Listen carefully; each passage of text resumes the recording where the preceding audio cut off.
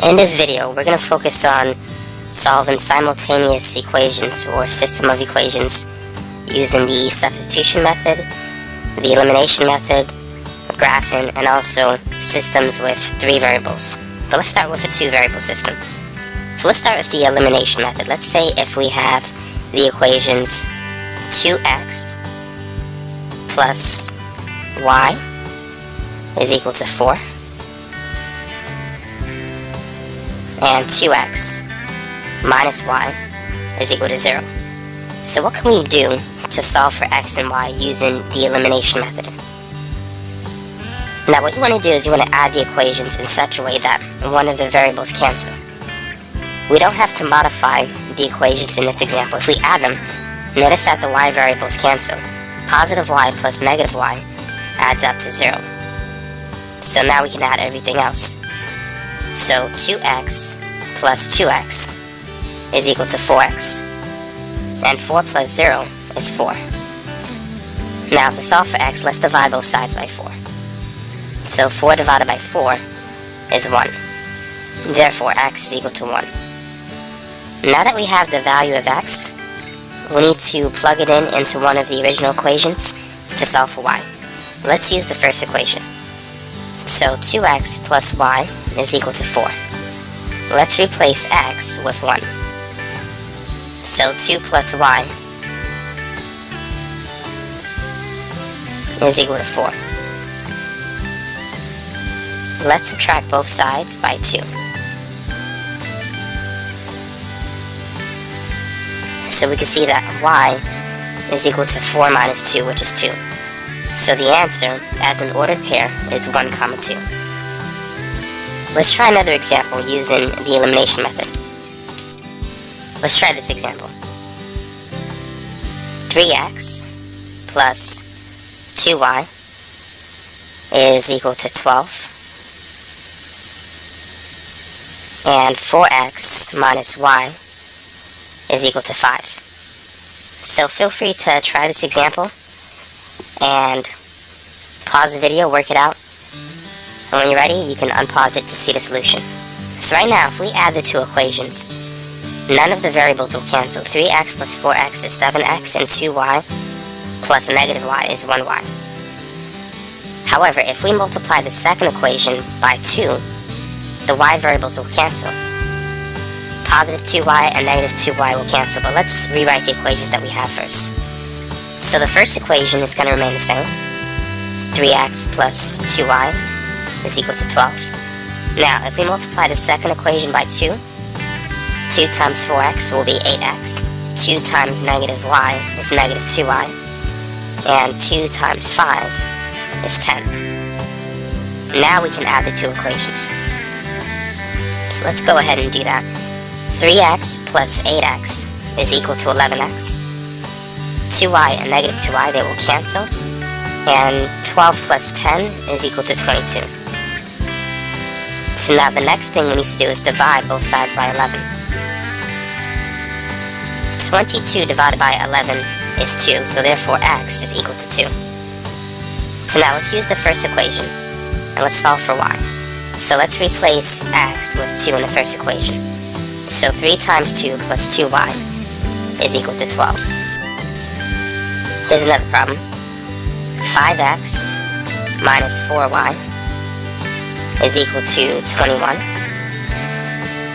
And 3x plus 5y is equal to 20. So let's use the elimination method to solve it. So this time, we need to modify both equations. So let's cancel the y variable. What number should we multiply the first equation by? And what number should we multiply the second equation by? If you're not sure, you can find the least common multiple between 4 and 5, or you could just multiply 4 and 5, which is sometimes the least common multiple. 4 times 5 is 20, so let's get 20y. One has to be negative, the other has to be positive, so let's multiply the first equation by 5, because negative 4y times 5 is negative 20y. And let's multiply the second equation by 4, because 5y times 4 is positive 20y. Now you need to multiply everything by 5 and 4. So the first equation is going to be 5 times 5x, which is 25x. And then 5 times negative 4y, that's negative 20y. And 5 times 21, 5 times 20 is 100, and 5 times 1 is 5. So 21 times 5 is 105. Now 4 times 3x is 12x. And 4 times 5y is positive 20y. And 4 times 20, 4 times 2 is 8, so 4 times 20 is 80. Now let's add the two equations. 25x and 12x adds up to 37x. And then negative 20y and 20y adds up to 0. And 105 plus 80 is 185. So now let's divide 185 by 37.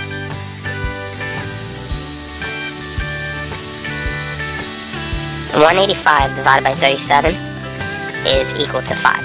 So x is 5. Now let's plug in 5 into the first equation. Actually, let's use the second equation. It might be easier. So let's replace x with 5, and let's solve for y. Using. Now here's a harder example. Let's say if you have 2 over 3x plus 1 over 4y.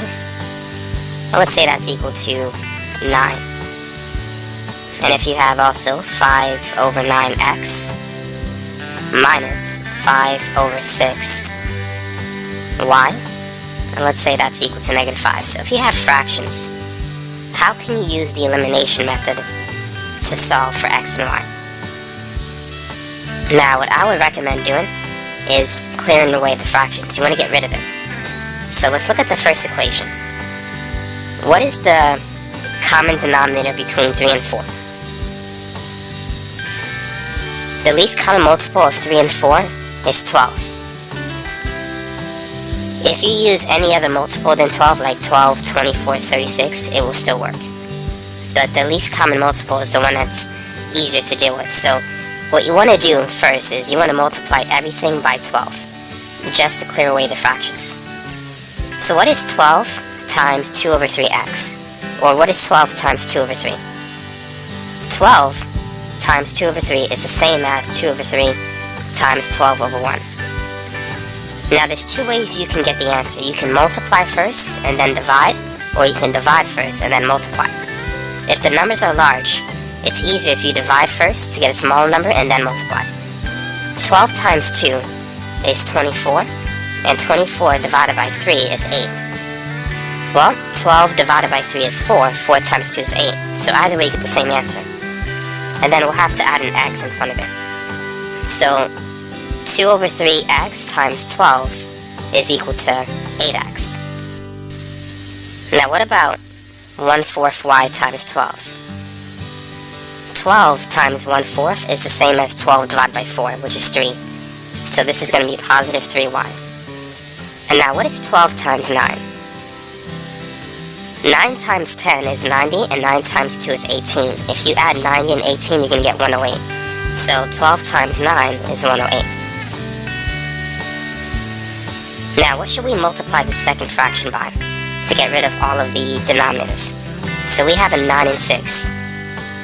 What is the least common multiple of 9 and 6? Multiples of 6 are 6, 12, 18, 24, 30, 36. Multiples of 9 are 9, 18, 27, 36. So 36 is a multiple of 6 and 9. But it's not the least common multiple. We could use it and we can still get the right answer. But it's easier if we use 18. That is the lowest common multiple between those two numbers. So let's multiply the second equation by 18. Now what is 18 times 5 over 9x? Now 18 times 5 is not a good number. I mean, it's a decent number, but it's not a fun number to multiply, right? But it's easier if you do 18 divided by 9. 18 divided by 9 is 2. 2 times 5 is 10. That's not bad, right? But if you do 18 times 5, you need to know that it's 90. 90 divided by 9 is 10. You get the same answer, but it's easier if you divide first and then multiply. So for the next one, 5 over 6 times 18 is the same as 18 divided by 6 times 5. 18 divided by 6 is 3. 3 times 5 is 15. And the last one, 5 times 18. 5 times 10 is 50. 5 times 8 is 40. You add them, you get 90. But it's going to be negative 90. At this point, we can't add the two equations because the x or the y variables won't cancel. However, we could multiply the first equation by 5. If we do so, we're going to get positive 15y, which can cancel with the negative 15y. So let's do that. So we don't need this equation anymore. So let's make some space. Let's move this up. 8x times 5 is 40x, and 5 times 3y is 15y. Now what's 108 times 5? 5 times 100 is 500, and 8 times 5 is 40, so 108 times 5 must be 540. And let's rewrite the second equation right below the first equation. Let's add them. So these two cancel. 40x plus 10x is 50x, and 540 minus 90 is 450. So now let's divide both sides by 50. So what is 450 divided by 50? Well, first you can cancel at 0. So 45 divided by 5 is 9. And so that's the value of x. Now that we know what the value of x is, we can find y. So let's use the first equation that we have. So let's replace x with 9, and let's solve for y. So 8 times 9 is 72. And what is 108 minus 72?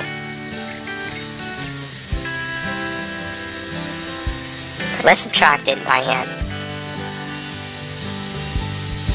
8 minus 2 is 6. And 10 minus 7 is 3. So you get 36. So 3y is equal to 36. And now let's divide both sides by 3. So 36 divided by 3 is 12. So we have the 0.9 comma 12. That's the answer for this particular equation.